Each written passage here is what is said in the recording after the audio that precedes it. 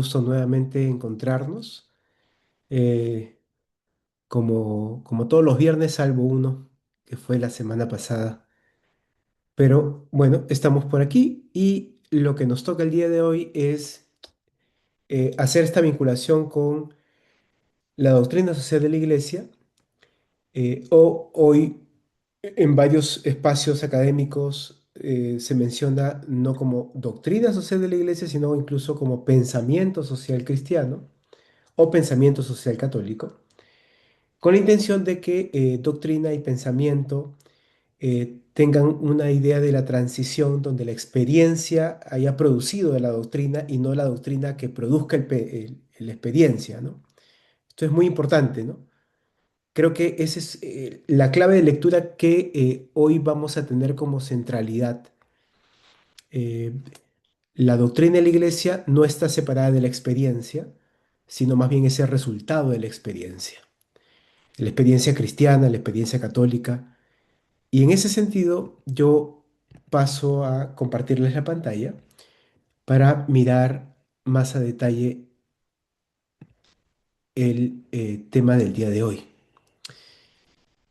Bien, empiezo y voy como comentando en el camino. En este trabajo, el teólogo Ricardo Antosich propone resaltar la relación existente entre la doctrina social de la Iglesia y las teologías de la liberación. Con ese propósito, el autor, en este capítulo que hemos leído, profundiza en dos claves de lectura. Esto es como lo importante del texto. La primera, presentar una relación general sobre ambas perspectivas, ¿no? Hay como un marco amplio. Y la segunda, para detallar más bien esos puentes particulares y específicos de ambos enfoques, conectados en este caso, desde esta lectura, con la mirada y perspectiva marxiana. Con ese objetivo, la síntesis que les propongo tiene también tres partes. Una primera que tiene que ver con qué es lo que conecta a las teologías de la liberación y a la doctrina social de la Iglesia. El texto incluso comienza así, con algunos párrafos sobre esto. El segundo punto va a ser resaltar esas relaciones generales que nos permiten como poner el marco interpretativo, y finalmente profundizaremos en algunas relaciones particulares entre ambas miradas. Primera sección. Quisiera empezar recordando una frase que expresa el autor. Abro cita. La teología de la liberación no puede sustituir a la doctrina social de la Iglesia, ni esta, la doctrina, a aquella. Son tareas distintas, aproximaciones diversas, aunque son a la vez convergentes. Cierro cita. En ese sentido, el autor deja claro que la convergencia entre doctrina social de la Iglesia y, por otro lado, las teologías de la liberación se encuentran dentro de un vínculo claro que es el reino de Dios. La búsqueda del reino de Dios significa la liberación humana que está en el corazón del Evangelio. El reino de Dios, para el autor, eh, hace el puente entre la doctrina, que es producto de la experiencia de fe, y las teologías de la liberación, que también son espacios donde la experiencia se produce. Esta búsqueda debe articular tres niveles: el nivel teológico, el nivel doctrinal y el nivel de las ciencias humanas, que te permiten entender la realidad de manera mucho más clara. Por ello, el autor recuerda que, cito, anunciar la obra liberadora de Cristo constituye a la vez la pastoral liberadora, que finalmente se sirve de una reflexión sin duda crítica sobre la realidad, ¿no? En este punto, este breve punto introductorio, el encuentro se expresa entonces con claridad en que la doctrina social de la Iglesia y las teologías de la liberación, el puente está en el anuncio del reino de Dios. Para ir de manera más específica, la doctrina social de la Iglesia, expresada siguiendo el autor en desde la Rerum Novarum, que es el inicio de la construcción de esta doctrina social de la Iglesia, en 1891, pasando luego por Quadragésimo Año, Mater et Magistra, Pacem in Terris, Populorum Progressio, Laborem Exercens, Octogésima Adveniens, Libertatis Nuntis, Libertatis Conscientia, o incluso la Gaudium et Spes, así como para el caso de América Latina, Medellín y Puebla. Este camino va a ser para el autor el recorrido de la doctrina social de la Iglesia. Cuando el autor menciona qué es doctrina social de la Iglesia, va a poner fuertemente el acento en el inicio de la Rerum Novarum y luego va a insistir con Libertatis Nuntis y Libertatis Conscientia. Van a ser como sus tres puntos centrales para articular con las teologías de la liberación. No quiere decir que los otros documentos no sean importantes, pero en su trayecto va a insistir en estos tres documentos. Y por el otro lado, cuando va a referirse a las teologías de la liberación, va a apuntar la opción preferencial por los pobres, esta opción que ya hemos dicho, no opcional, ¿no? Es una opción no opcional. En ambos casos, el reino de Dios entonces es el corazón de la existencia. Entonces es muy importante para introducir esto es que en sí mismo la doctrina social de la Iglesia no es lo importante. Tampoco la teología de la liberación es lo importante en sí misma, sino es en propósito del anuncio del reino de Dios. Y eso es lo que finalmente se vincula a ambas miradas. Esto es como la introducción. Vayamos ahora sí más bien al corazón del contenido. Teniendo esto claro, en esta segunda sección resaltaré por lo menos tres puntos. El primer elemento, los elementos claves de la teología de la liberación, luego los aportes de la doctrina social de la Iglesia a la teología de la liberación y finalmente los aportes más bien al revés de la teología de la liberación a la doctrina social de la Iglesia. Pero vayamos al detalle. En primer lugar, dos temas son claves, siguiendo al autor. Primero, la teología de la liberación abraza una pastoral liberadora. Aquí cita a Gaudium et Spes 1 para decir lo siguiente: la pastoral liberadora debe surgir allí donde existe opresión y nacen aspiraciones de libertad. Cierro cita, ¿no? Pensemos en América Latina en su conjunto. Ello supone despertar la conciencia de los oprimidos, ¿no? Hay un proceso de salir de la alienación en el fondo, para que no sean maltratados o violentados, y al mismo tiempo para recuperar la relevancia del éxodo como expresión bíblica referente liberadora. Entonces, aquí esta parte es clave porque lo que nos alerta el autor es que la persona oprimida tiene que darse cuenta que está siendo oprimida. Yo creo que eso es clave en la labor pastoral, ¿no? No se trata solamente de acompañar, sino que en ese proceso de acompañamiento hay un proceso de develación del proceso de opresión. En ese sentido, la doctrina social de la Iglesia ilumina esta práctica pastoral liberadora para que se convierta en una verdadera praxis cristiana de liberación. Segundo, la teología de la liberación entonces no es otra cosa que un acto segundo. Esto ya lo habíamos dicho antes. Aquí el autor lo remarca, teniendo en cuenta que el acto primero es siempre la experiencia. Y este acto trata de comprender reflexivamente lo que en la experiencia ya se reveló.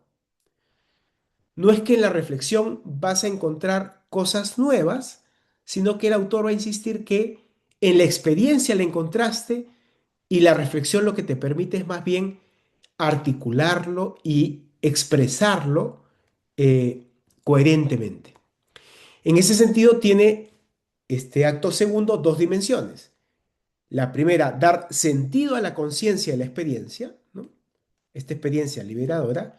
Y segundo, comprender la liberación desde la propia práctica. Asimismo, esta experiencia nunca es aislada, sino que siempre es comunitaria y animada desde el magisterio de la Iglesia. En segundo lugar, existen dos aportes particularmente relevantes, nos dice el autor, que la doctrina social de la Iglesia realiza hacia la teología de la liberación, ¿no? Los aportes de la doctrina hacia la teología de la liberación. El primero es el discernimiento de las ciencias, es decir, la doctrina social de la Iglesia lo que aportaría a la teología de la liberación es haber recuperado el valor de las ciencias en general y de las ciencias sociales en particular. Y segundo, el discernimiento de las ideologías. Vayamos por partes, ¿no? En el primer caso, citando a Cuadragésimo Año, nos invita a integrar la fe con las ciencias y al mismo tiempo señala que hay criterios que hay que tomar en cuenta para justamente superar esta imagen del cientificismo que hoy, por ejemplo, está en todos los espacios académicos. Pero por otro lado, se trata también de rechazar las ideologías como doctrinas falsas, pero a la vez distinguir entre lo que significa, por ejemplo, el origen de esas ideologías, por ejemplo, no sé, el marxismo, y a la vez notar que los movimientos que se desprenden de ese origen tienen muchas veces otros senderos. No necesariamente corresponde Marx, por ejemplo, con el marxismo, o los marxismos como con los movimientos que han intentado transformar el mundo. Una cosa es América Latina, incluso en América Latina una cosa es Perú y otra cosa es Colombia. O sea, lo que nos intenta decir es que lo que ha aportado la doctrina social de la Iglesia es ese carácter de distinción que existe para criticar las formas ideológicas que se develan en la sociedad contemporánea. Del otro lado, ¿no? Estamos en términos generales aún, ¿no? Existen desde la teología de la liberación hacia la doctrina social de la Iglesia cuatro aportes al menos. La primera, lo que la teología de la liberación aportó a la doctrina social de la Iglesia, nos dice el autor, la primera es que terminó contextualizando la doctrina social de la Iglesia. Es decir, no verla como una serie de documentos compilados, ¿no? Como por ejemplo Populorum Progressio, Rerum Novarum, Cuadragésimo Año, sino más bien entender que cada uno de estos documentos salió a responder una época contextualizada. Entonces, la teología de la liberación aporta a contextualizar estos espacios. Segundo, la primacía de la interpretación desde el amor, la cual pone el fundamento en el amor, pero por encima de la regla o del rigorismo. Es decir, la doctrina no son reglas que hay que aplicar, sino más bien hay que entender que la doctrina es el resultado de una experiencia en busca del anuncio del reino, que no es otra cosa que el anuncio del amor. Entonces es importante esa distinción, ¿no? No caer en que la doctrina se trata de aplicar reglas eh, ahistóricas e incluso como un rigorismo para nuestra realidad. El tercer aporte es el impulso de una ética social, ¿no? Lo que nos aporta la teología de la liberación a la doctrina es que veamos la doctrina como un camino ético. Esto es clave también, ¿no? Entonces vamos a ver la doctrina como un discernimiento entre lo que es correcto y lo que es incorrecto. Y finalmente, quizás lo más importante, es haber resaltado esta opción preferencial por los pobres dentro de la doctrina social de la Iglesia. Entonces, hay una especie de relectura de todo este camino desde 1891, cuando digamos, se origina la doctrina social de la Iglesia, pero ahora con una lectura hacia los vulnerables, ¿no? Entonces, solo para terminar esta sección y que quede claro, en resumidas cuentas, vamos a decir que la doctrina le da a la teología de la liberación un discernimiento entre qué cosa es ideología y qué cosa no es ideología, mientras que la teología de la liberación le da a la doctrina social de la Iglesia una especie de contextualización y sentido a esto que se ha ido construyendo en la historia. Ahora vayamos a lo específico. Lo que nos pretende entonces decir el autor es al menos tres cosas, y voy a ellas rápidamente. En primer lugar, en el primer caso, existen dos aportes centrales. El primero, la opción preferencial por los pobres, la cual se caracteriza por la articulación e incluso una tensión entre lo concreto de la clase oprimida y lo universal del amor cristiano. Esto es muy importante porque eh, no se trata de un amor eh, universal que no tenga en cuenta el rostro de la persona vulnerable, sino más bien que entendiendo que el amor es universal, el reconocimiento de la otra persona es totalmente particular. Y esa tensión es la que tenemos que mantenerla en nuestra práctica creyente. Segundo, una relectura del conflicto social. Esta última, la doctrina social de la Iglesia, le termina dando un giro a la lucha de clases. Vamos a decir, si para el marxismo el capitalista rico y poderoso estaba en oposición al trabajador pobre y oprimido, la doctrina recoge eso para darle más bien un sentido ético. Esto es muy importante, ¿no? Para ello existen desde la doctrina social de la Iglesia cinco premisas de esa transformación. Es decir, de transformar una oposición marxista, capitalista versus trabajadores, a una distinción más bien ética, que, donde la tensión todavía se mantiene, pero es ética. Los puntos son muy concretos para el autor, ¿no? Nos dice, primero, una percepción del carácter ético del conflicto. Ya no es una lucha de clases, es una lucha ética.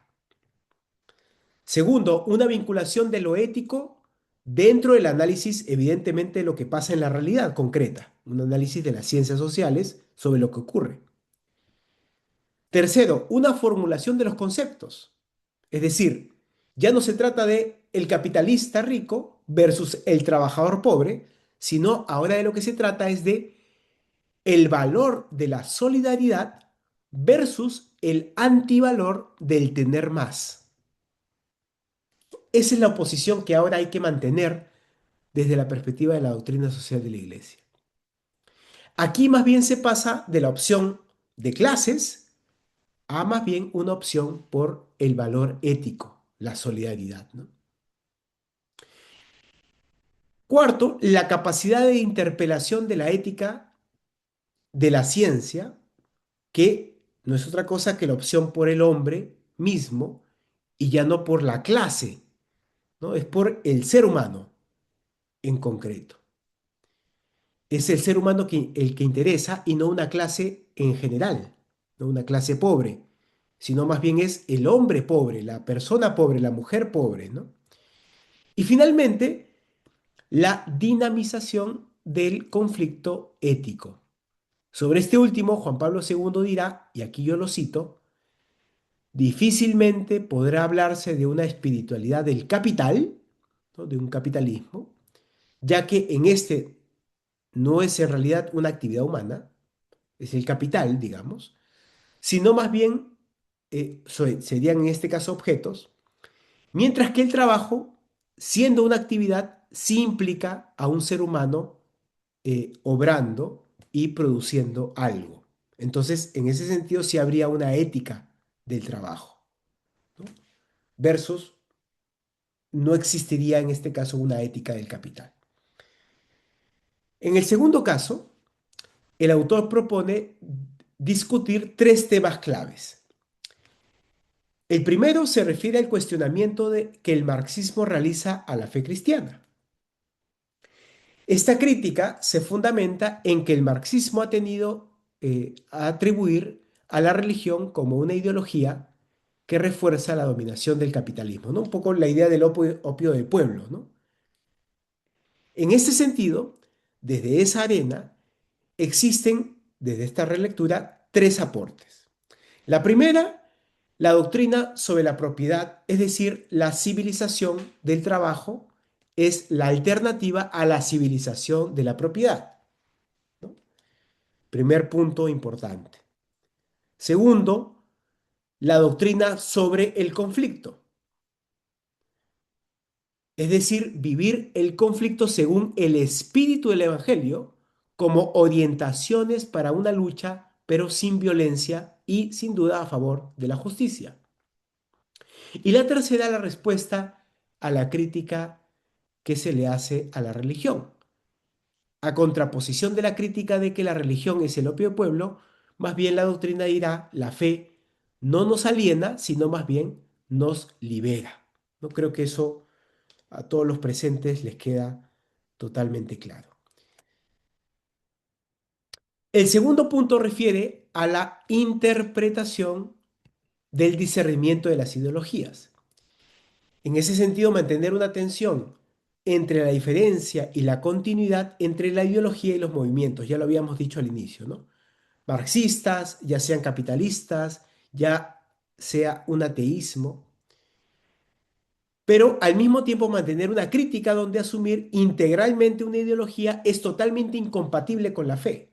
Es decir, uno no podría decir que el capitalismo en sí mismo refuerza un catolicismo, así como tampoco podríamos decir que la corriente marxista es en sí misma católica, ¿no? Eso es muy importante porque hoy se están instrumentalizando una serie de discursos religiosos para el quehacer político, ¿no?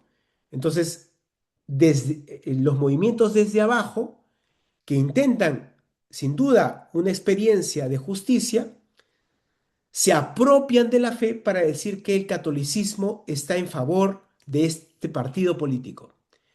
De la misma manera que las clases más bien altas hacen exactamente lo mismo, ¿no? Aquí queda claro que hay que mantener la distinción.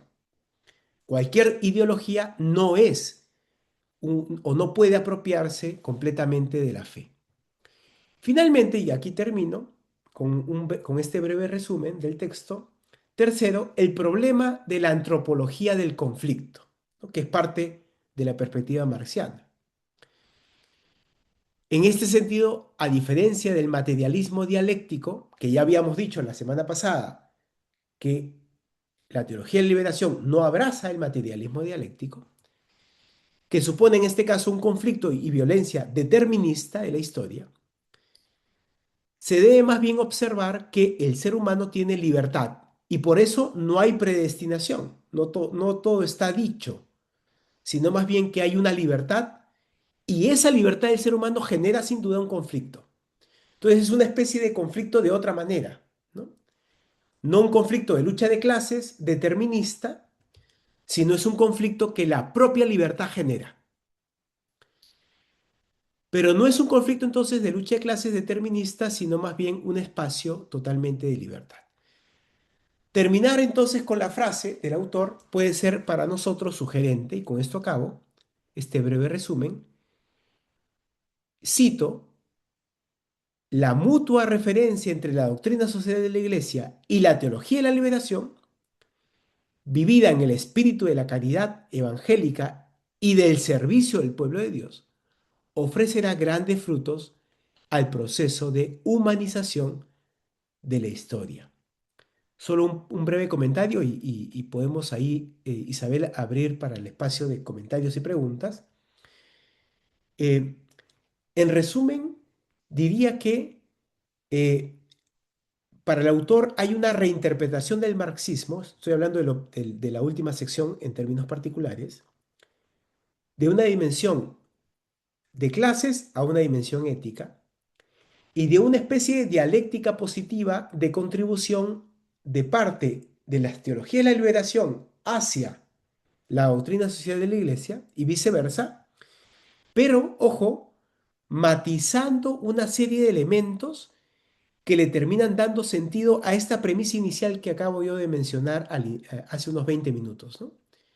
La experiencia produce de la doctrina social de la Iglesia y la doctrina social de la Iglesia empieza a hacer distinciones para que la teología de liberación también las tenga en cuenta para el carácter crítico del quehacer de la transformación hacia la opción por los pobres, ¿no? Pero bien, me quedo ahí y ya abrimos el espacio para comentarios y preguntas de este texto que ustedes han leído y que yo he tratado de poner algunos acentos solamente. Isabel. Muy bien. Muchas gracias, Marco, por esas entradas, digamos, ideas clave que nos has presentado. Como has recordado, ahora pues si alguno o alguna quisiera intervenir con alguna pregunta o comentario, puede levantar la mano o usar el chat también para manifestar sus dudas, ¿no? Consultas o algún comentario, algún eco que haya resonado con lo que ha ido presentando Marco.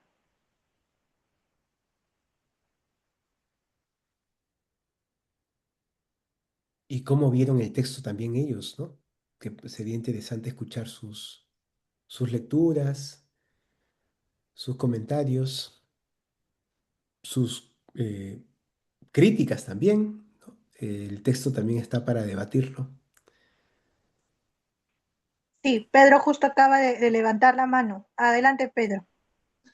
Gracias, gracias, profesor Marco, por la exposición. Hemos visto claramente la relación que existe entre la doctrina social de la Iglesia y la teología de la liberación. Mi pregunta es la siguiente. Em, por ejemplo, hemos visto acá que de Rerum Novarum con León XIII, me parece que se inicia propiamente una reflexión esquemática de lo que es la doctrina social de la Iglesia y podemos comprender que sea una novedad. Acá mismo tengo, por ejemplo, el compendio de la doctrina social de la Iglesia, un texto que es de consulta para todos, pero vemos, por ejemplo, también que esta opción preferencial por los pobres, este, a mi parecer, ha sido la opción que la Iglesia siempre ha tenido, que no es novedoso en este sentido. Y esto lo reflexiono a la luz de lo que el Papa León XIV propuso en Dilexite sobre el amor hacia los pobres, donde cita o donde presenta un total de 40 santos de la iglesia desde San Pablo en adelante y destaca lo que cada uno de ellos pues, ha hecho por los pobres. En este sentido, la opción preferencial por los pobres eh, puede ser algo que no es tan novedoso, sino que ha sido siempre la acción, la pastoral de la iglesia.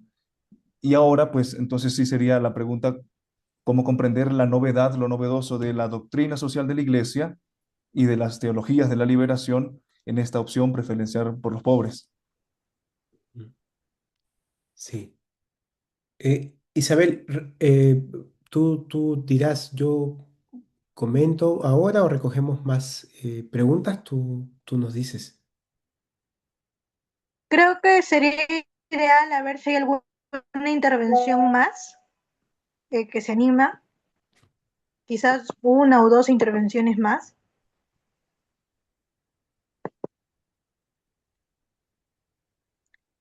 Yo, mientras quizás algunos se anima, quería consultarte, Marco, un poco cómo ves el proceso.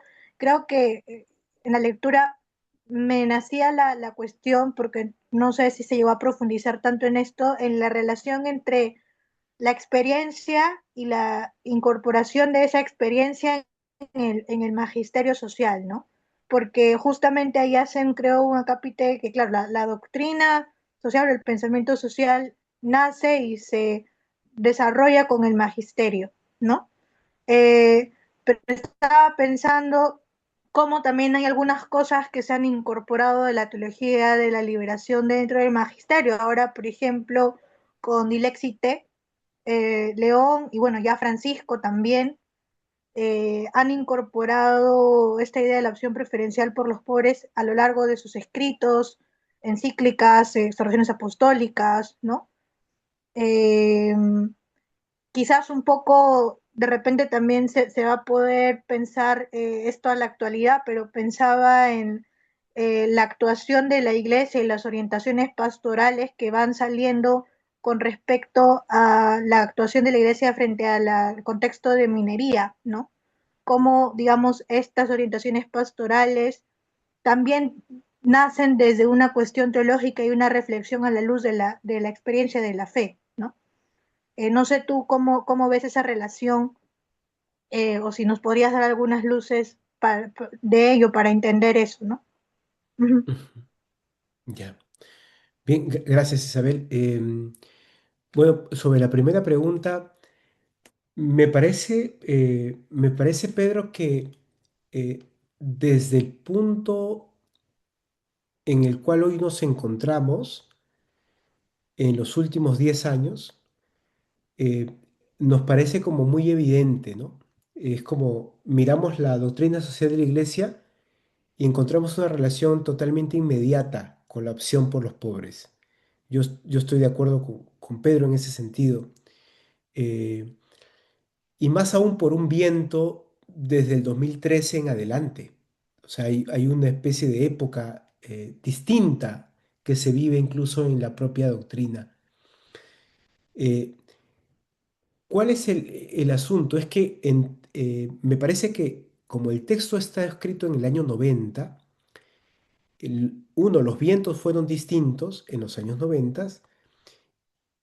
Segundo, hay una mm, respuesta en los años 90, como ya lo habíamos visto, respecto a una reivindicación de las teologías de la liberación, por lo que había pasado en el año 84 y en el 86. Eh, y tercero, yo creo que si vemos en retrospectiva, desde el año 1891, mm, digamos que la opción preferencial por los pobres toma ciertos caminos diversos y distintos. Para poner un ejemplo para América Latina, eh, la opción preferencial por los pobres en Medellín y en Puebla no es la misma que aparece en Santo Domingo. Sandra Arenas, una teóloga chilena, escribió, me parece, uno de los artículos, por lo menos escritos en español, muy claro, que defiende la idea de una especie de retroceso en el año 90 en las conferencias episcopales de América Latina, porque se pasó de hablar de opción preferencial por los pobres a agendar más bien la necesidad de que la iglesia tenga más fieles. Y luego, después de Santo Domingo, ya recién en Aparecida, vuelve la opción preferencial por los pobres. ¿Por qué pongo el ejemplo y esta lectura que tiene Sandra Arenas? Porque creo que me parece durante todo este siglo que hemos tenido, un poco más, hemos tenido también ese tipo de vaivenes con la opción preferencial por los pobres, porque respondieron también a momentos distintos. Por ejemplo, en 1891 respondíamos a un proceso de industrialización, ¿no? Y entonces ahí aparecía fuertemente las opciones del capitalismo que promovía el proceso industrial y por otro lado un comunismo que intentaba reivindicar a los pobres, pero por medio de la lucha de clases y la violencia. Entonces, la doctrina tuvo, por lo menos con esta primera encíclica que inauguró la doctrina social de la Iglesia, que mediar ambas dimensiones. Ocurrió distinto, por ejemplo, en la época del Holocausto, donde aparece más bien otra respuesta, ¿no? Entonces, me parece que hay como una serie de vaivenes que hay que mirar. pero también a la vez estoy de acuerdo en que ya hoy, producto de estas últimas décadas, la opción preferencial por los pobres queda mucho más claro el asunto. Pero sí me insistiría en que nuestra iglesia ha ido respondiendo de manera diversa también. Así como sabemos que el Papa León no es el Papa Francisco, por los acentos que tiene, bueno, debemos aceptar que Francisco no era pues Benedicto XVI y Benedicto XVI no fue Juan Pablo II, ¿no?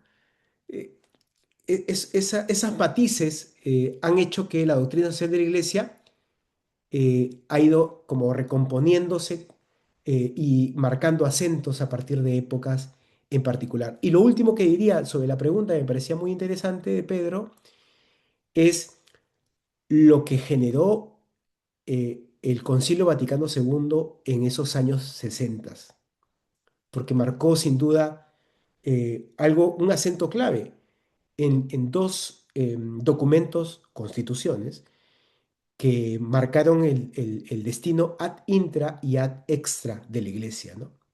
Hablo de la Gaudium et Spes ad extra y hablo de la Lumen Gentium ad intra. Esos dos documentos, en ambos aparece la opción preferencial por los pobres y especialmente en la Gaudium et Spes, que siendo una constitución pastoral, ¿no? Que es poco la tensión, ¿no? Como una pastoral puede ser una constitución, ¿no? Esta tensión que aparece, pero marca el acento de esa opción preferida por los pobres. Pero eso en los años 60 que se marca un poco, diría yo, el acento y la profundización. Entonces, esos matices me parecen claves. Y para responder a Isabel, eh, yo diría que hay una necesidad de hacer una relectura de la doctrina social de la Iglesia a la luz de la teología de liberación, y aquí me parece que ya en los años 90 en este texto aparece con claridad transversalmente, y es esto que decía al inicio, ¿no? Eh, la experiencia produce la doctrina y no al revés. Es muy importante decir esto, porque yo diría, especialmente en la teología moral, hacen esa distinción. Por un lado, la doctrina social de la iglesia, por otro lado, la experiencia, como si fuesen dos patas distintas de una mesa de cuatro. Eh, y me parece que hoy, en los últimos años, hay una tendencia, sin duda, de una teología antropológica, de entender que el desarrollo histórico de la doctrina es el resultado más bien de una experiencia de búsqueda de la fe. Y que lo que, por ejemplo, le pasa hoy al Papa León XIV o le pasaba a Francisco, entre otros, son resultados de una experiencia que no es escrita a una sola mano, como ustedes saben, sino que es un proceso consultivo, de maduración y de lectura de los signos de los tiempos. Entonces, sí me parece clave entender que la experiencia de las, lo digo para pensar las primeras comunidades cristianas también, que la experiencia de las comunidades de fe producen luego lo que nosotros somos como iglesia, ¿no? Recuerden que eclesía, ¿no? Asamblea, supone también un espacio principalmente comunitario para luego ser lo que hemos ido construyendo en términos de universalidad eclesial, ¿no? Entonces, solo decir eso y ya aparecen ahí los debates que luego podemos discutirlos en la segunda sección, si quieres, Isabel, sobre estos acentos específicos ya sobre la minería o algún tema en particular. No sé si hay otras preguntas o hay tiempo para eso. Vamos al descanso, tú dirás. Sí, podemos abrir, creo, una segunda ronda. Justo Rocío ha levantado la mano y Karina. Y creo que con ellas podemos tener la segunda ronda para que no se nos vaya el tiempo tampoco. Rocío, adelante. Hola, bueno, buenas noches. Yo no he podido estar como desde el principio, he oído una parte de lo que has estado pues releyendo y compartiendo. Estaba pensando en que la interpretación sobre eh, los pobres en realidad todavía es variada en la iglesia, ¿no? Es decir, no se piensa lo mismo en unos sectores que en otros sobre la opción por los pobres, ¿no? Y entonces eh, he tenido como la suerte de estar en distintos contextos eclesiales, ¿no? Y por ejemplo, hay lecturas sobre los pobres, sobre esa opción que consiste más bien en hacer algo por los pobres, en dar algo en dar algo a los pobres, en hacer acciones sociales que beneficien a los pobres y hacerlo como, pues, como un acto cristiano loable y ya está, ¿no? Pero no es lo mismo hacer algo por los pobres, pues, que caminar con los pobres, que hacerlos protagonistas también de su propio desarrollo integral, ¿no? Y que se sientan parte de, ¿no? O sea, no beneficiarios, no destinatarios, sino parte de ese caminar eclesial, ¿no? Entonces, creo que esa lectura también es importante. O sea, yo creo que estos últimos años sí que son novedosos en ese sentido, porque nos van situando ante la esencia misma del cristianismo, ¿sí? O sea, esta opción por los pobres, que es antigua, en realidad está teniendo lecturas cada vez más profundas. Cada vez más, o sea, es verdad que ha sido una opción de la iglesia por muchos años o desde siempre, pero la lectura es distinta y hay contextos, por ejemplo, en los que se dice, bueno, es que pobres somos todos, porque todos tienen algún tipo de pobreza y todos necesitan acompañamiento y todos necesitan, y es verdad que todo ser humano necesita de Dios y todos necesitan de la iglesia, pero cuando se generaliza, pues entonces ya no hay una opción clara, ¿no? Que es de esto que se viene hablando en todas estas sesiones, ¿no? Y en ese sentido me parece importante el aporte de la doctrina social de la Iglesia y el aporte actual también de las teologías de la liberación, que nos ayudan a mirar de manera más contextualizada, creo, el lugar que ocupan los pobres hoy en día, ¿no? Ya, que es verdad que son lugares cada vez más complejos y más amplios, pero partir desde la realidad e implicarse en la realidad, creo que es lo que permite también hacer esa opción clara, ¿no? Gracias, Rocío. Creo que Karina también tiene la mano alzada, ¿no? Sí, buenas Ahí está. noches. Sí. Eh, sí, justamente estaba escuchando y se me venía a la mente el rol que cumplió Monseñor Romero Mm. en su contexto, ¿no? Y mi pregunta va, ¿cómo nosotros eh, podríamos tal vez poner en práctica ese papel que hizo Monseñor Romero en su contexto y ahora, ¿no? Especialmente en el trabajo de jóvenes. Esa sería mi pregunta, Marco Antonio. Gracias, Karina. Bien, bien, si no hay más preguntas, puedo pasar a comentar algunas de las que hemos escuchado sobre la intervención de Rocío. Yo creo que hay otra modalidad hoy que termina siendo grosera, absurda, abyecta y que viene del espacio académico. Es decir, de instrumentalizar a los pobres, el sufrimiento humano, para producir académicamente espacios de este tipo, ¿no? Y donde desaparece esto que Rocío decía, el acompañamiento, el ser amigo de los pobres, y lo que decía Gustavo, ¿no? Antes de la opción hay que ser amigo. Eh, y más bien, justo lo digo porque justo el día de hoy aquí en la universidad hemos tenido un debate sobre esto, eh, donde aparece una serie de publicaciones sobre el sufrimiento, sobre las teologías de la liberación, etcétera, y damos cuenta que los trayectos más bien terminan instrumentalizando a las personas para terminar publicando cosas, ¿no? Libros, en revistas, artículos, etcétera. Y por eso lo menciono porque Rocío ahí acentuaba algo que me parece clave, que es, eh, efectivamente, por un lado, hay que priorizar una opción preferencial por los pobres.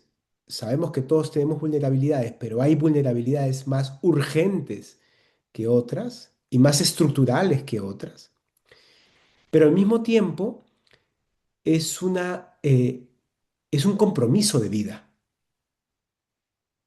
No, y eso supone que la teología o el quehacer teológico supone un compromiso, eh, digamos, del ser humano en la sociedad y especialmente con los más vulnerables. Y yo creo que la teología de liberación en los años 90, o lo que está tratando de decirnos aquí, estamos hablando de unos 23 años antes de Francisco, ¿no? Es que le están dotando y recordándole a la teología, a la doctrina social de la Iglesia, que la opción preferencial por los pobres es una opción no opcional, ¿no? Entonces, ahí me parece eso clave. Y lo segundo, respecto a lo que decía Karina, es que efectivamente, ¿no? Yo creo que eh, para el año 90, recordemos que Monseñor Romero, inicios de los 80, lo terminan matando por justamente este compromiso que tenía con los más vulnerables y que lo que me parece que sucede en esta publicación, y luego miremos lo de ahora, es que en esta publicación es una publicación donde Ellacuría es asesinado. O sea, es un momento también muy duro para los teólogos de la liberación de la época. No solamente recordar a Monseñor Romero y a otros que terminaron siendo matados por esta opción preferencia por los pobres, sino que en la publicación las dos personas que editan el libro, una es John Sobrino y el otro es Ellacuría. Y en el prólogo, si ustedes han visto ya el libro, ya estamos en no sé qué página, pero al inicio, Sobrino expresa diciendo que Ellacuría debió escribir 2 capítulos de este libro y no pudo hacerlo porque lo terminaron matando. Y que aunque aparece en la edición del libro, él ya no está vivo. Entonces, o sea, tu pregunta, Karina, me parece clave porque lo que nos recuerda es, en el fondo, la coherencia que nos lleva efectivamente en este contexto hasta la muerte.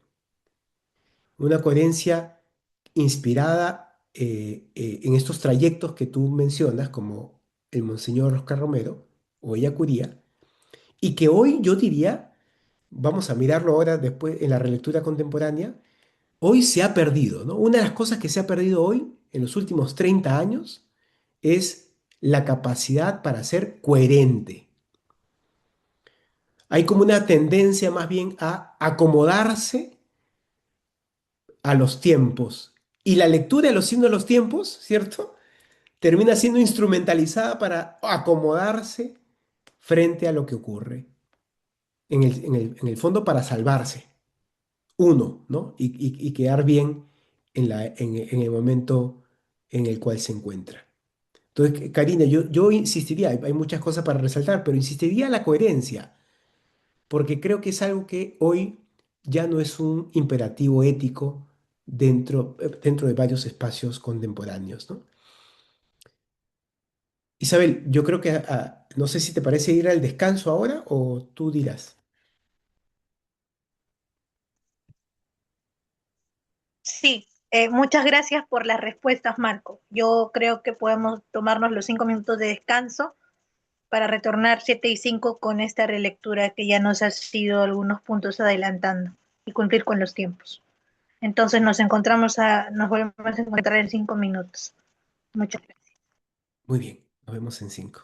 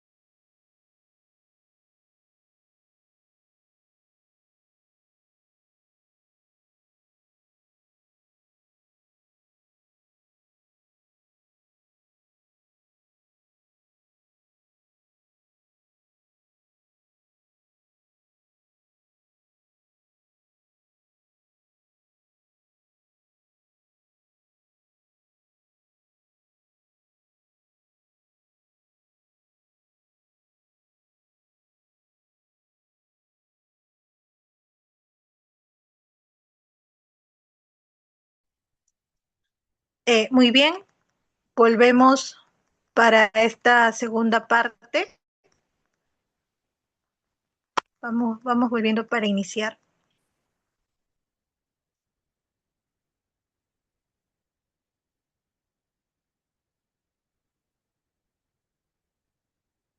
No sé si Marco estás por allí.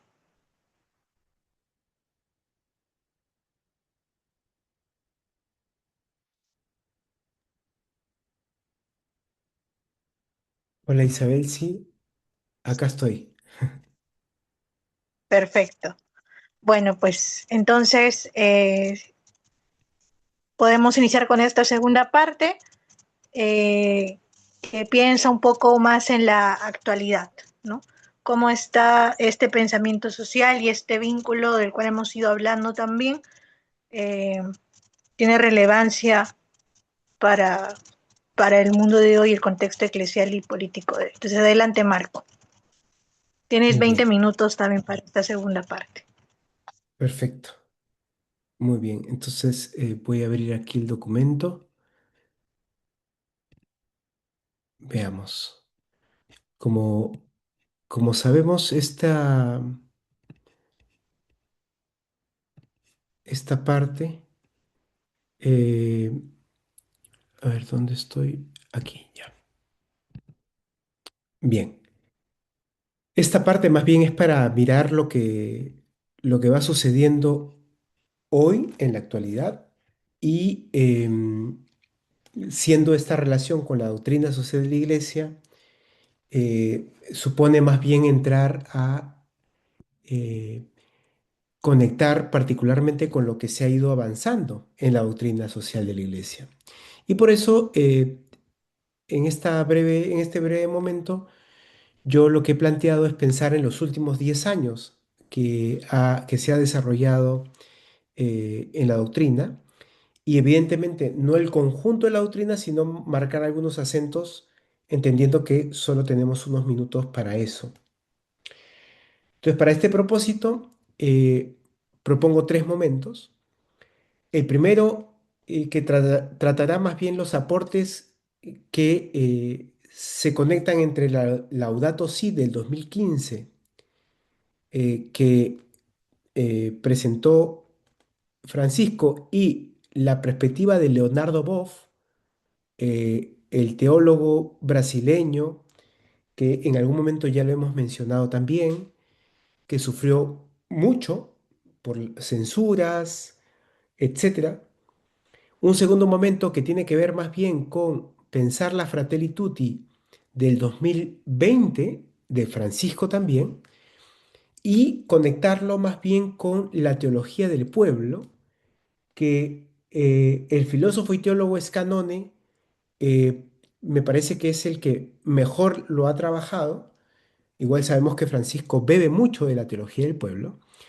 Y un tercer momento que tiene que ver con Dilexit Te, y para pensar, me parece a mí, una especie de vuelta a Gustavo Gutiérrez en este tiempo. Eh, Como lo había dicho creo en algún momento, me parece que es una especie de primavera de de las teologías de la liberación eh, en términos doctrinales, ¿no? Son como vientos y mareas a su favor. Y en ese sentido, creo que también hay otro reto, que las teologías de la liberación que han permanecido, como lo hemos visto, hasta los años 90, incluso después, eh, con ciertos problemas, retos, hoy más bien se ven favorecidos por vientos y mareas eclesiales. Primer punto, el Papa Francisco le dio un giro a la doctrina social de la Iglesia, volviendo a agendar temas que generaron un cambio cultural en la Iglesia. En esa línea, la encíclica, la Laudato Si, publicado en el 2015, mostró un primer viraje hacia la teología de la liberación, ¿no? Esto me parece como muy importante. Eh, Había discursos del Papa Francisco, pero este es el momento, me parece, clave de este viraje, ¿no? Recuerden ustedes que la encíclica anterior fue escrita más bien a dos manos, junto más bien con Benedicto XVI. Esta encíclica, Laudato Si, mostró que el problema de la crisis ambiental y la crisis humana no son dos crisis separadas. No se trataba de dos crisis paralelas que ocurrían una al lado de la otra, como había pensado en cierta medida, como si lo técnico apareciera en paralelo al propio desarrollo humano, ¿no? Por el contrario, se trataba, perdón, de una sola crisis, la crisis de la propia humanidad. La crisis humana en ese sentido que producía o produce una crisis ecológica. Y esto finalmente mostraba que los desafíos del mundo estaban atravesados por lo menos por tres cosas claves. Uno, que aparece en la encíclica, la tecnocracia. Dos, toda la contaminación que había generado una serie de crisis humanas y sin duda el quehacer que ya había tenido o se había sentado desde los años 90, incluso antes, del neoliberalismo. Eso llevó al Papa Francisco que en el 2023, ¿cierto? Unos años posteriores, publicara la exhortación apostólica Laudato Deum, que es esta exhortación que tiene la impresión de ser una exhortación más bien apocalíptica, ¿no? Esto es más reciente, ¿no? Ustedes recordarán seguramente. Una advertencia que en el fondo ya estábamos viviendo, pero donde el Papa Francisco dice, ahora estamos en un punto de no retorno respecto al daño ambiental que ya se había producido a la humanidad, ¿no? Esto es 2015 y 2023 recordando y acentuando algunas ideas. En ese sentido, lo que me parece sugerente para esta nueva lectura es entender que el desarrollo de esa teología ecológica, expresada en la Laudato Si, está fuertemente conectado con el teólogo de la liberación Leonardo Boff. Para el teólogo Boff, quien recibe una fuerte inspiración, ojo, de Francisco de Asís y fuertemente con la concepción de pobreza de Francisco de Asís, propone que ahora de lo que se trata es que el grito de la tierra no es otra cosa que el grito de los pobres, ¿no? Este es quizás uno de los libros más importantes que tiene Leonardo Boff hasta la fecha. En ese sentido, el daño ambiental, este daño que hoy estamos viviendo, no solo es un daño a la tierra, nos dice Boff, ni tampoco es un daño solo a la humanidad, sino de lo que se trata es que el daño es principalmente hacia los más vulnerables. Como decía una de las intervenciones, no se trata de ponderar de la misma manera a todas las personas, sino se trata de entender que los procesos de crisis tienen como resultado fundamental una afectación prioritaria a los más vulnerables. Por ello, la doctrina social de la Iglesia no solo critica a la tecnocracia, sino a la forma neoliberal que se ha desarrollado en la cultura de los seres humanos, ¿no? Ya no es solamente la técnica expresada en una esfera, como podría ser la esfera económica o la esfera de la producción, sino más bien que está extendido en la cultura de los seres humanos. El Papa Francisco, en esta concepción, eh, acuña, diríamos, la categoría de la cultura del descarte. Una cultura que produce injusticias, exclusión a los seres humanos menos favorecidos. Uno de los principales aportes de Boff, en este caso, es el tránsito de la concepción del logos a la concepción del patos, ¿no? Esto es clave aquí, el cual permitió poner en el centro no solo la razón crítica, es decir, ¿no? Gustavo Gutiérrez, por ejemplo, insistía en eso, ¿no? ¿Qué cosa es la teología?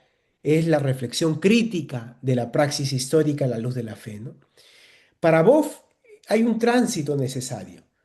Pasamos de la reflexión crítica ahora más bien a una concepción del patos, es decir, de esta conexión del sujeto y sus dimensiones del ser humano con la tierra y cómo eso afecta más bien a la propia vida humana.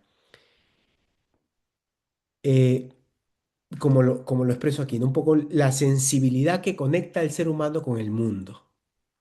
Entonces, el primer argumento que me parecía importante compartir es que las teologías de liberación en realidad no están desaparecidas, sino que se han expresado claramente con esta imagen de la encíclica eh, eh, Laudato Si, y que están totalmente conectadas con esta idea de el grito de la tierra no es otra cosa que el grito de los pobres, y que la cultura del descarte no es otra cosa que la exclusión del más vulnerable, que es el resultado de ese daño hacia la tierra.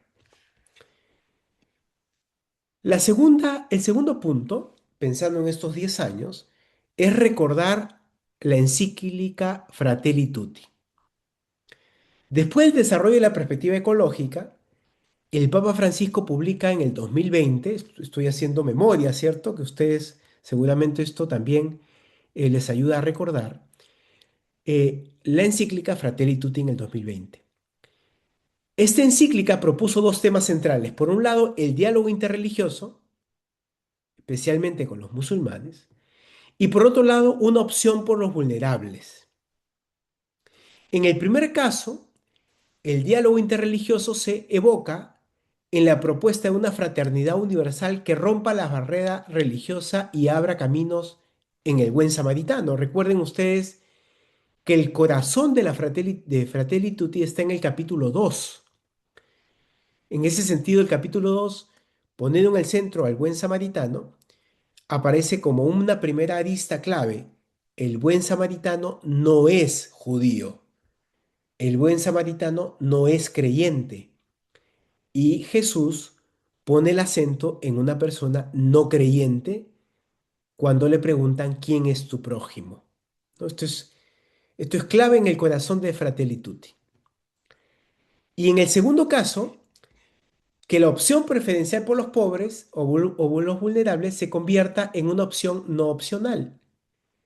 En ambos casos, la propuesta estriba en que más allá de las pertenencias religiosas, políticas, sociales o culturales, el mensaje es claro.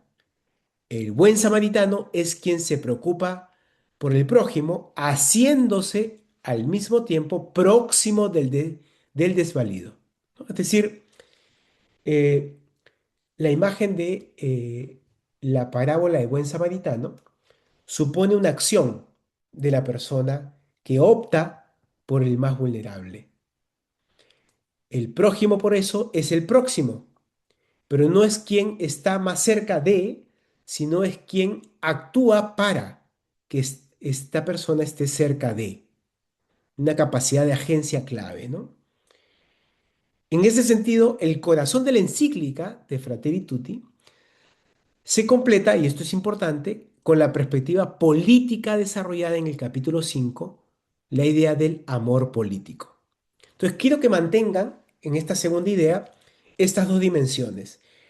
La dimensión de el capítulo 2, la opción por los pobres, que supera las barreras religiosas, y la segunda dimensión, el amor político, que es un amor que supera una relación meramente del tú y yo, o sea, de interacción entre un sujeto y otro, y se eleva al plano de una transformación estructural, ¿no? Por eso la idea del amor político. Esta encíclica está fuertemente conectada con la teología del pueblo de Juan Carlos Escanone, filósofo y teólogo argentino. Esta teología, que se desarrolló en Argentina y que impactó sin duda la vida de Francisco, postula que las clases menos favorecidas son los lugares teológicos donde el Dios de la vida se revela, ¿no? Esto también lo dirá sin duda otros teólogos, incluso Gustavo Gutiérrez. Y al mismo tiempo supone tomar partido en favor de los vulnerables.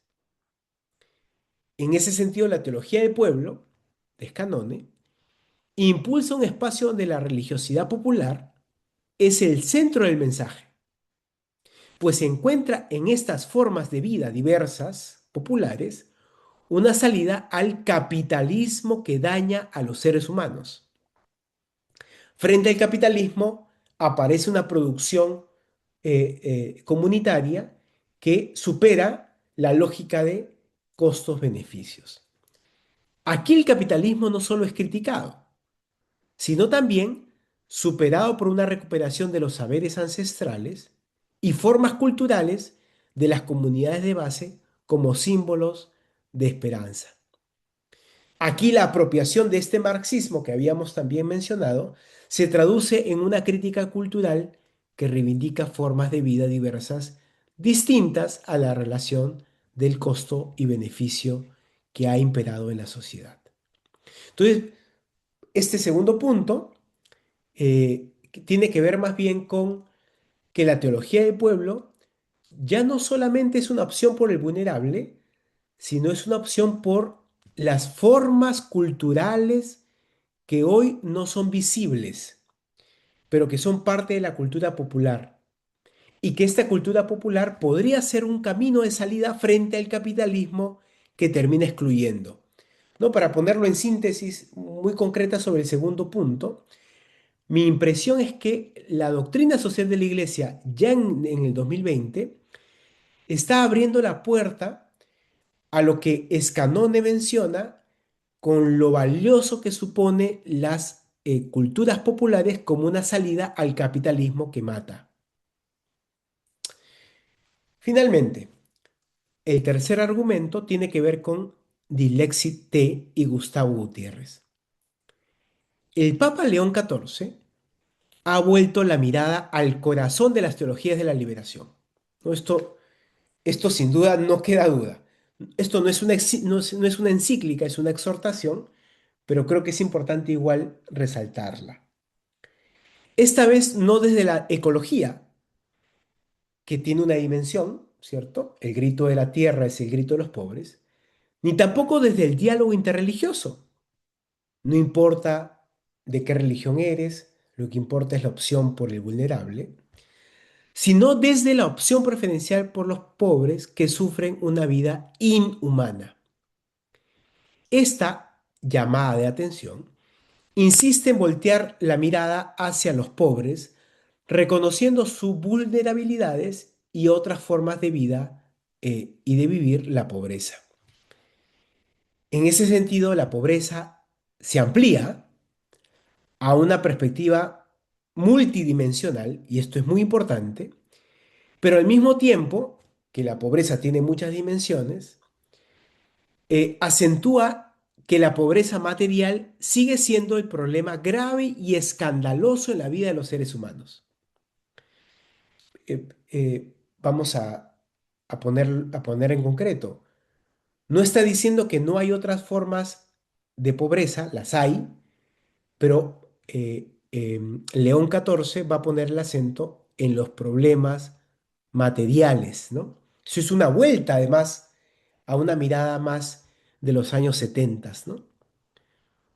Otro punto clave es que los vulnerables no solo son destinatarios, sino también protagonistas de justamente la evangelización. Este acento permite reconocer la capacidad de agencia de los seres humanos vulnerables para que sean, ojo, protagonistas de su propio destino. Para terminar, en ese sentido propongo aquí recoger no solamente las formas de liberación de Gustavo Gutiérrez, enfatizó las tres formas de liberación, la liberación económica o material, la liberación de los bloqueos del desarrollo humano, y la tercera, la liberación evangélica, o sea, la liberación en donde Cristo nos liberó para liberar a los demás, ¿no? Gálatas capítulo 5. Ojo, esto es clave, tres tipos de liberación que Gustavo Gutiérrez mantiene en su trayecto de vida hasta el final, ¿no? Una liberación material, económica, sin duda, de bienes básicos. Otra liberación que tiene que ver con estructuras que bloquean mi propio florecimiento humano.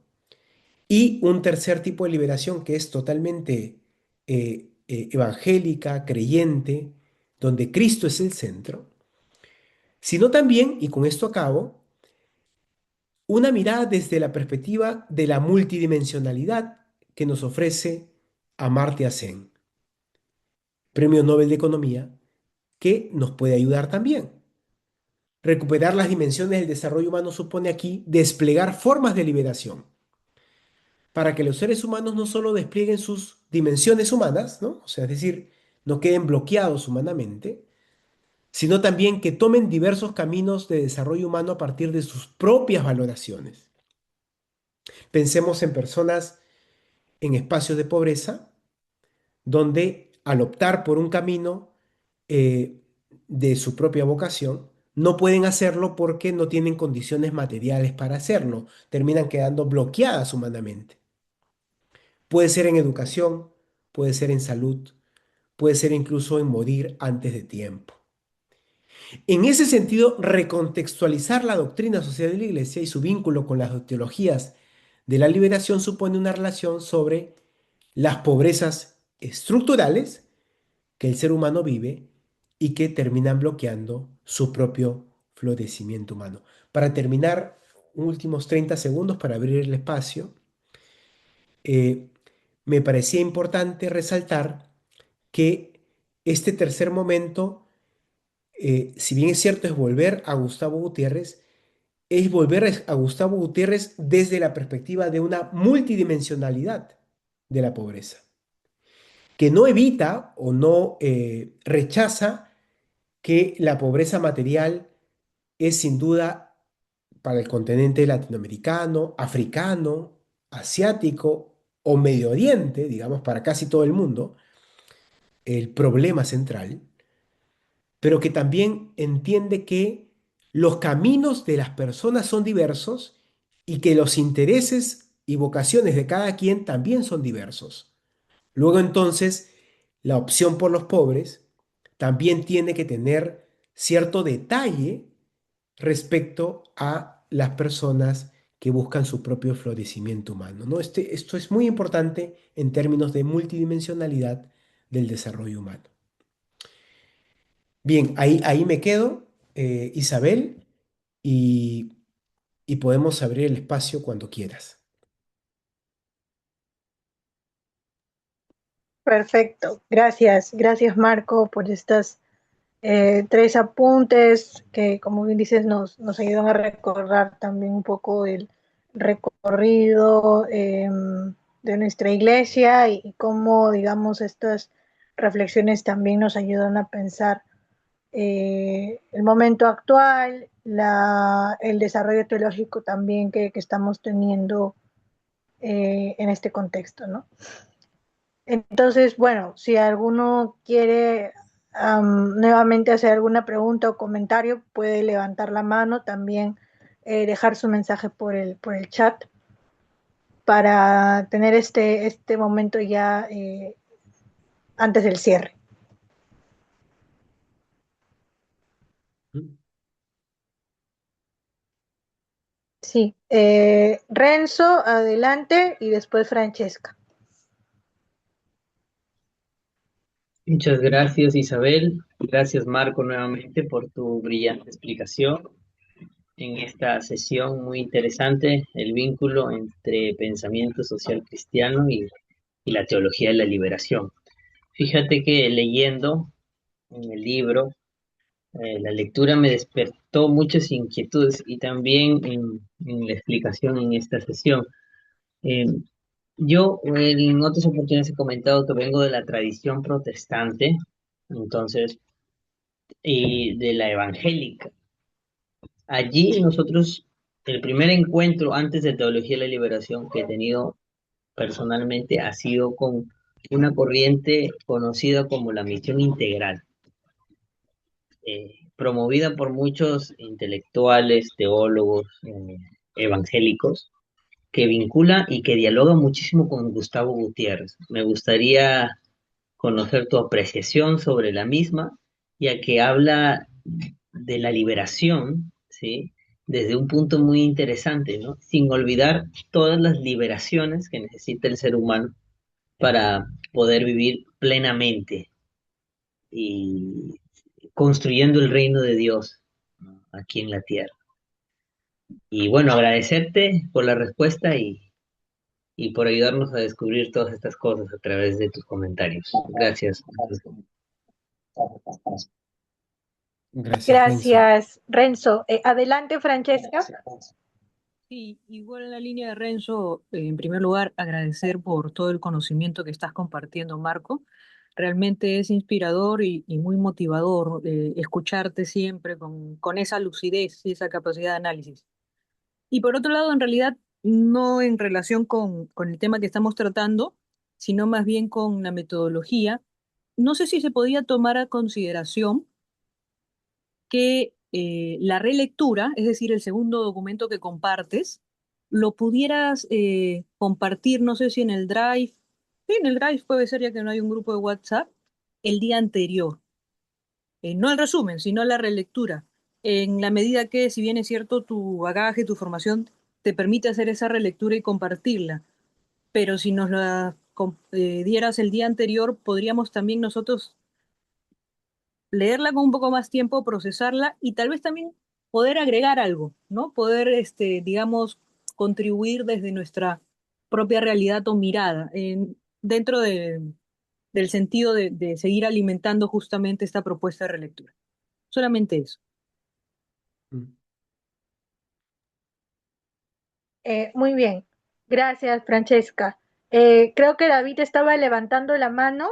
Sí, Mientras David, antes de que David, también hay una pregunta en el chat, aunque quizás la puedo leer al final, cerrando esta primera ronda, ¿no? Adelante, David. muchas gracias. Brillante exposición. Felicitaciones a Marcos y a ustedes también que están poniendo un discurso bastante refinado, elaborado, como corresponde a un quehacer teológico. Bueno, he tratado de seguir un poco, no sé si voy a ser coherente en mi pregunta o la reflexión que pueda resultar.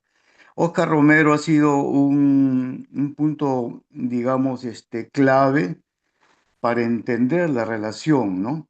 Que tenía la Iglesia, si bien ya la acción, digamos, la preferencia por los más pobres estaba ya asignada en la doctrina social de la Iglesia, pero desde el Vaticano, al parecer, por el mismo momento histórico que se vivía, después de la perestroika y todas estas cuestiones, no se veía bien el asunto del pobre, que es lo que denunciaba Oscar Romero. Y tuvo un problema muy serio, ¿no? Con el Papa Giovanni Pablo II. Entonces, bueno, llegó al martirio y a partir de ese martirio eh, abrió los ojos de que se trataba de otra cosa y que realmente era un profeta que estaba denunciando las situaciones de injusticia. Entonces, como que cambió, fue un shock para la iglesia, ¿no? Que desde su cátedra, de toda su función pastoral a ese nivel, eh, también por el celo, ¿no? De la mezcla con el comunismo, porque era el discurso, ¿no? De los oprimidos, los pobres, etcétera, la lucha de clases. Pero muy bien se ha definido posteriormente, como he podido entender en la lectura también, que esa cuestión de lucha de clases es superada por el conflicto, en un discurso que se aleja más bien de la filosofía y del materialismo dialéctico. Entonces hay un progredir de la conciencia, de la doctrina social de la Iglesia, para acercarse más a otro nivel en donde es posible percibir ya estos fenómenos que progresivamente van a llevar a una denuncia de la estructura que genera esas condiciones de pobreza que ya estaba anunciada en la teología de la liberación, si es que no me equivoco. Y entonces es por esto que cuando el Papa Francisco habla de la cultura del descarto, se refiere al sistema de producción que produce descarte, usa, bota, ¿no? Consume, bota, ¿no? Entonces el ser humano sufre también esa agresión, esa degradación humana, ¿no? No es visto como humano, sino como un objeto de trabajo, de producción. Entonces, el esquema, digamos, de la teología de la liberación en ese sentido, desde mi perspectiva, como estoy tratando de elaborar gracias a los temas que ustedes están proponiendo, recupera esa fuente, esa lógica de denuncia, no solamente, digamos, a la opresión a los pobres, sino las causas. Y las causas se encuentran en una estructura que no solamente maltrata a los pobres, crea pobreza, sino que después daña con la superproducción a la tierra. Y lo que me parece valioso, que lo ha mencionado también Marcos, es cuando se recupera la visión de los indígenas, de los pueblos originarios, en el sentido de Pachamama. Pachamama lo usa en la Laudato Si, el Papa Francisco, para decir que estamos en un vínculo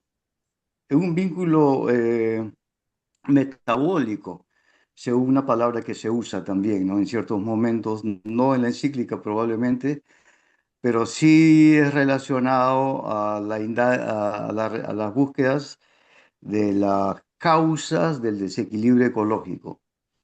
Y en este sentido se Muy recupera bien. también Muchas gracias. ¿ya? Entonces, para terminar, sí, porque me estoy alargando, ¿no? Lo que llaman ruptura metabólica. Eh, a mí me parece que se ha llegado a un momento integral que tiene que ver también con una lectura holística, ¿no? De la realidad y de la fe cristiana como está relacionada a estos niveles en su búsqueda, en su percurso de liberación integral. Eh, no sé si he sido claro, pero mi punto de vista más o menos es ese. Claro que para desarrollarlo un poco más, estoy tomando una nota para posiblemente hacerlo al final cuando se requiera pues el material de 3 páginas, creo, de observaciones que uno tiene que realizar, ¿no? Gracias. Gracias, David. Hay una mano levantada más. Por favor, por cuestiones de tiempo, tratemos de ser puntuales, ir a la pregunta o a un comentario muy rápido, ¿no? Adelante, Joseph. Gracias. Bueno, primeramente agradecer a Marco por la presentación. Creo yo que ha sido eh, un ejercicio o una actividad de tratar de hacer todo un panorama, ¿no? Sembrar o proponernos un panorama completo de aquella época a lo que nosotros podríamos observar o ver o vivir, ¿no? Desde los espacios comunitarios en los cuales nosotros nos ubicamos. Para ser directo, ¿no? En ese sentido, bueno, Marco, yo no he podido estar en toda la presentación, pero sí en tu segunda parte. En tus conclusiones yo veo que tratas de articular las 3 formas de liberación que Gutiérrez presentó y lo tratas de relacionar con el enfoque de capacidades de Sen, ¿no? De Amartya Sen. Y hay un tema, ¿no? Que Amartya Sen, por lo que yo he podido informarme o leer algunos puntos sobre él, es una filosofía liberal, ¿no? Más centrada en la libertad, ¿no? En lo individual, en la libertad individual. Ahora, Gutiérrez parte de una crítica estructural, netamente comunitaria, al sistema capitalista.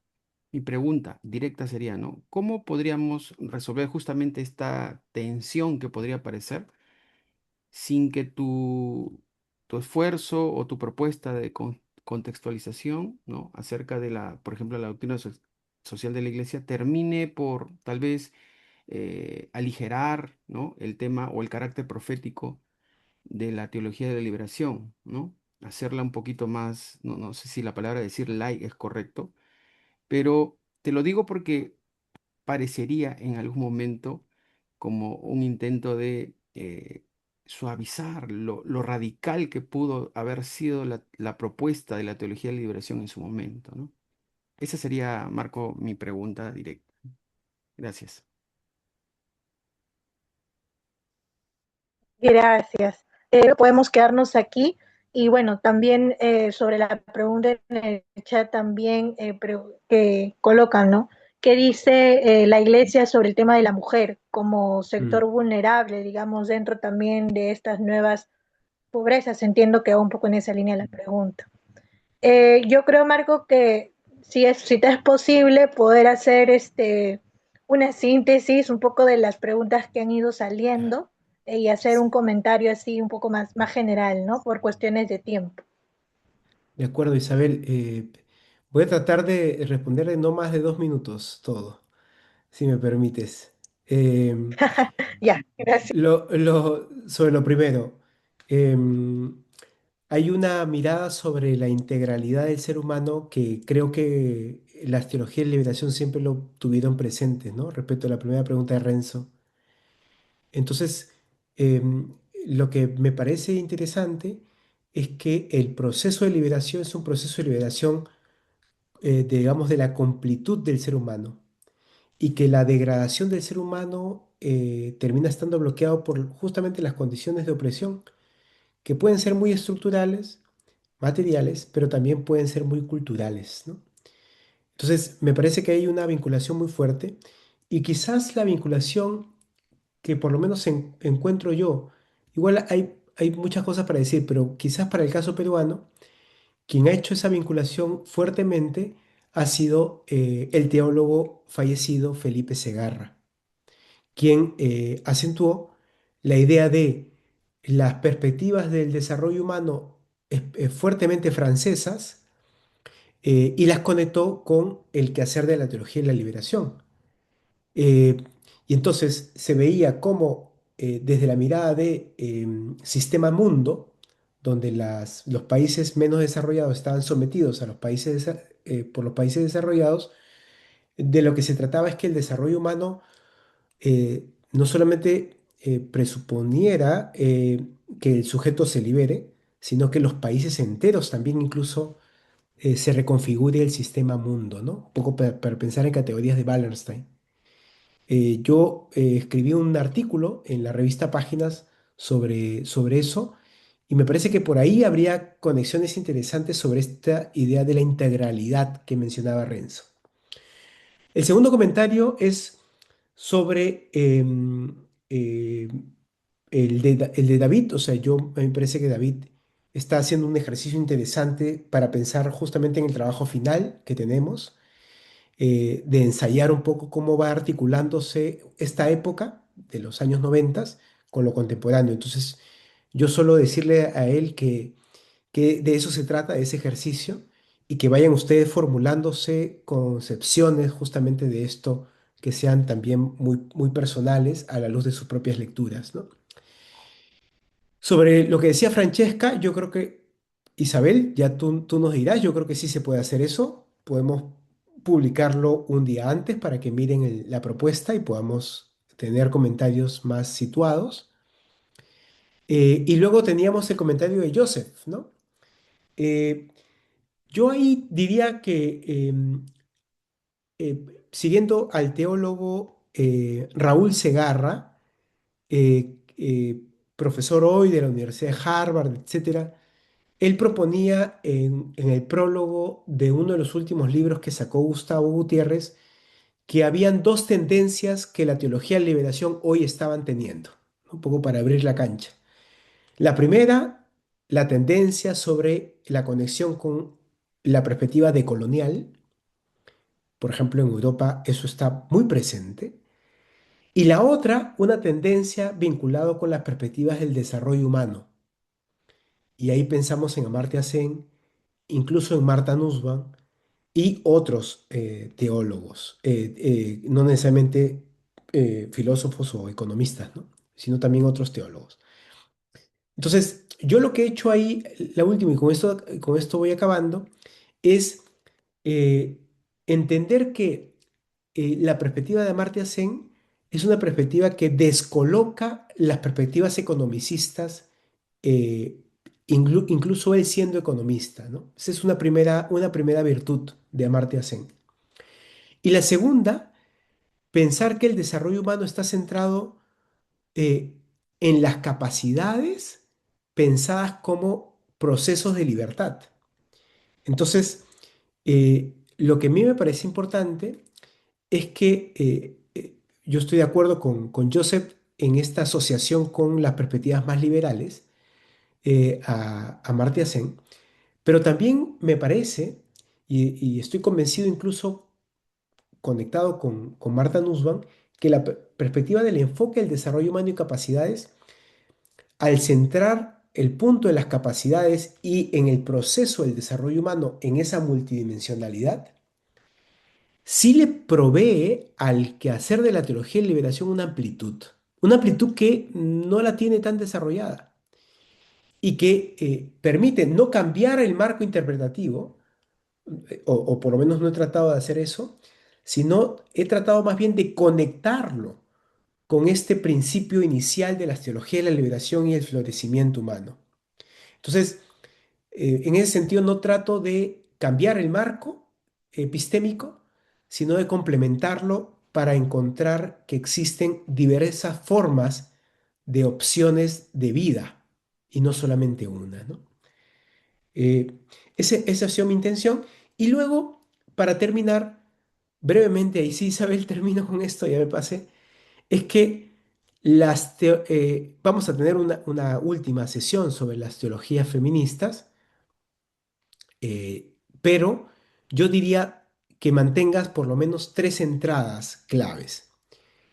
La primera, la que ocurrió motivado por Juan Pablo II, llamada la Nueva Teología Feminista en los años 80, 90, donde se puso en el centro un esencialismo de la mujer. La mujer es madre, es procreadora, ¿no? Eso es una tendencia que yo creo que la teología de liberación no abraza, se distancia. La segunda es la teología feminista que nace más bien desde fuera. Es decir, estoy pensando en Mary Daly, que decide salirse de la vida católica para producir teología feminista y para decir que la iglesia no ha renunciado a su carácter patriarcal y entonces de lo que hay que hacer es más bien salirse de la iglesia católica. Entonces, la perspectiva de Mary Daly. Y la tercera, y ahí con esto cierro, la de Elizabeth Schussler Fiorenza, entre otros, ¿no?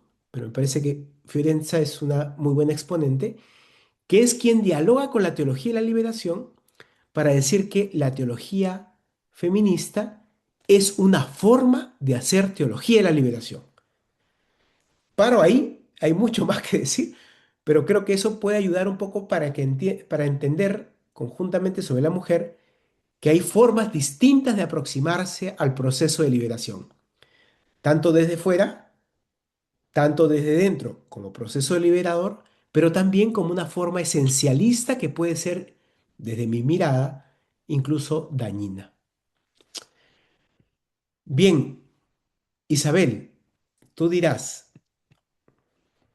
Muy bien. Muchísimas gracias, Marco. Muchísimas gracias también a todos ustedes y todas ustedes por su asistencia, sus preguntas, sus reflexiones también que nos han compartido el día de hoy, que estoy segura que nos nutren a todos nosotros, a Marco que también está en este proceso de investigación y que con mucho gusto nos comparte también sus luces. Nada, para ya no alargarnos, que ya nos hemos pasado del tiempo, muchísimas gracias y con nosotros será pues hasta el próximo viernes. así que ahí